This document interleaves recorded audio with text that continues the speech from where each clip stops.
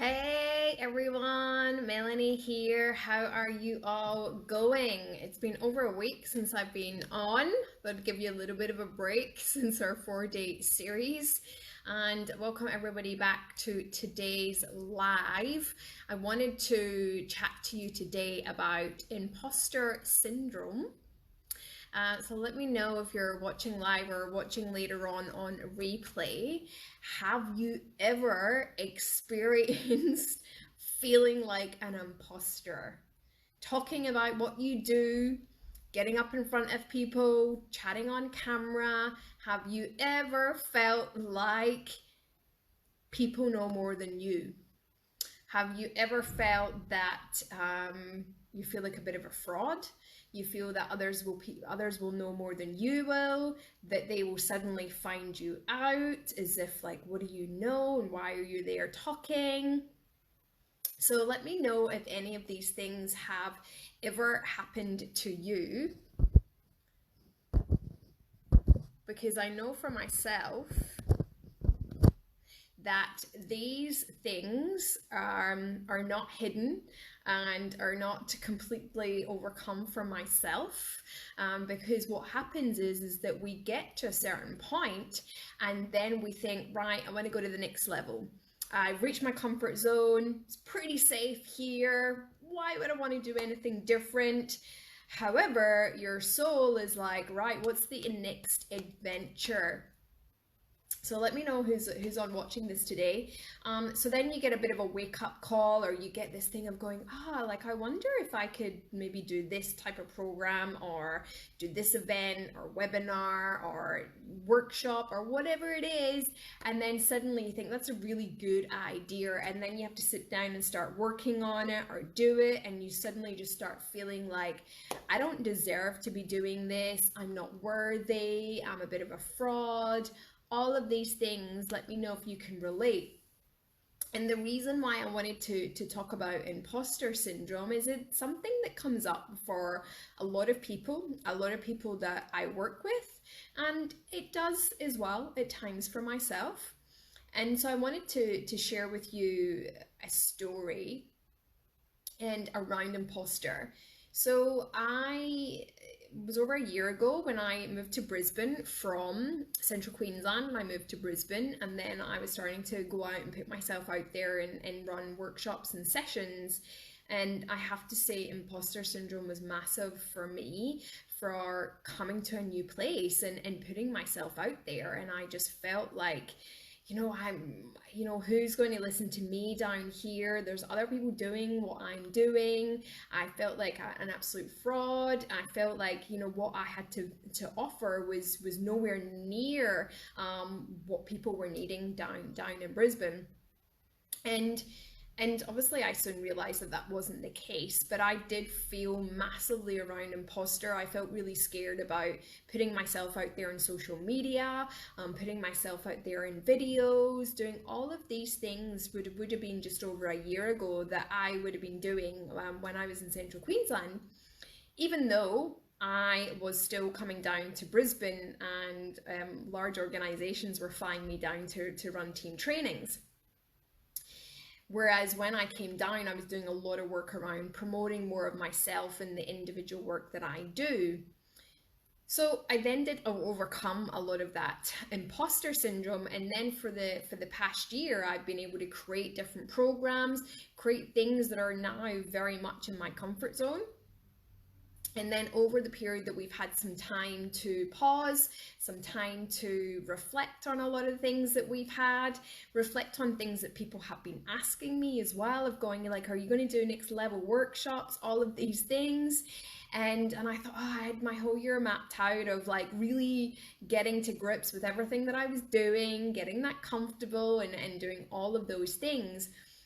And then recently in the last few weeks, I've had some amazing opportunities to really be able to take myself and my business to the next level and really get out my comfort zone. And imposter definitely has showed up. Because again, when we go to the next level or we do something completely different, we start to get all of those different feelings. And I really wanted to share that with everybody because, again, I'm not far removed to what everybody else feels when you put yourself out there or you do something different, because it's something that is something that I'm creating. So I haven't fully got all my ducks in a row, and I'm now putting myself out there to create these amazing, amazing programs, which I'm super excited to do. However, I feel like now, I feel like I've left primary school and I'm going into secondary school. So I feel like the little person in the big fish pond, in this amazing opportunity that has presented itself to me. And I was on a group call last week with the organization, with all of the other people who are doing these things. And I just felt like I was so out my depth. I felt kind of in awe of these other people who I feel are a lot more advanced and experienced than me. And I had those questions around, like, am I meant to be here? I feel really out my depth. Like, I could feel like my face going red when I was speaking. I felt like my heart was racing. But I knew deep in my heart that this was something that I meant to be doing.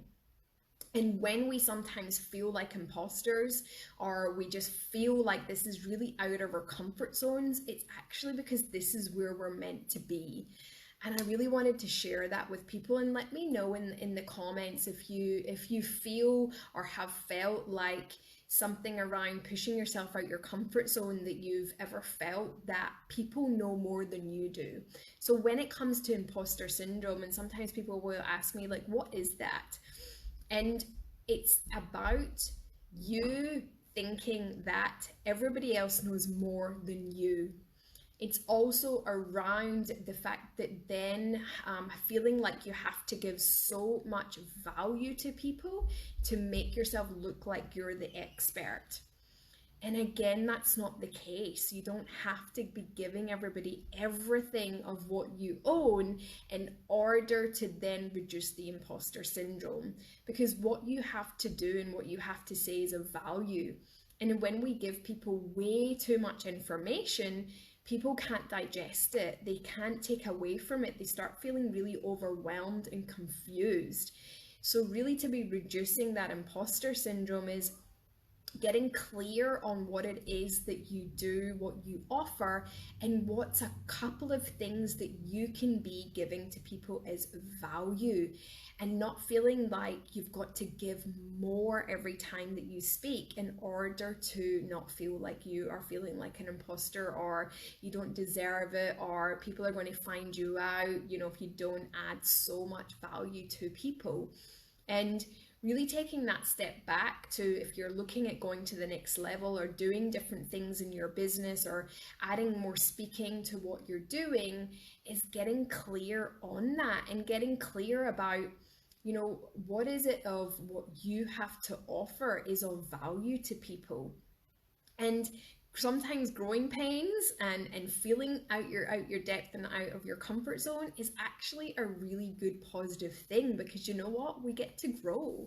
And that's the way I look at it for the situation that I'm in now. And now having to then sit down and block out time out of my day and my week to create these programs, I'm really having to dig deep into, right, I need to not overthink it. I need to be able to not feel like I have to give so much value to people, because it's about breaking it down and practice what I preach with other people. Less is more, and believing in myself, that, and believing in yourself, is that it doesn't matter when we're in a group of people and we think that people are more advanced than us. It is looking at it as an opportunity to learn and grow and ask questions. So I talk about it to people as well, like if you're speaking and in the audience, you might have your peers. And I've had this myself, where I've had my peers in my audience. And a lot of the times we can put so much focus on them that we forget about everybody else that we're there from, that we're there for. So just remembering is that if you ever have people in the audience that you put up in a pedestal, you need to bring them down. And everybody needs to be equal, and you need to be able to add that value. And it doesn't matter what potentially people might think of you or whether or not they listen to you, because it's about the people that do. And that's what the most important thing about it is. And my other bit of advice would be is that if you ever do feel like you're out your comfort zone or feeling like you're an imposter, is find a mentor, find someone that you can have a conversation with, so that you can have someone who is an observer, who can sympathize, empathize, but add suggestions and advice. And I know that I've had to, over the last couple of weeks, do this, just so that I can have someone else who can be in my corner, believe in me, because sometimes we have people in our life who believe in us more than we believe in ourselves. But it's also just to bring us back down to grounding, to be present, to remember why you do what you do, to start to lessen some of that imposter and know that it's growth and it's growing into the person that you're meant to be becoming, because of the people and the audience and the clients, the customers, the people that you're needing to grow into to be able to help take to the next step. Because if we don't grow, then what's going to happen to the people that we're helping? If we're helping people get to then our level or beyond, then we can't then grow to then be able to take them to the next level. So that's what's so important about embracing change, embracing growth, embracing the feelings around feeling maybe like a fraud or an imposter. All of these things is that they're all positive in the long term to where you're going to be.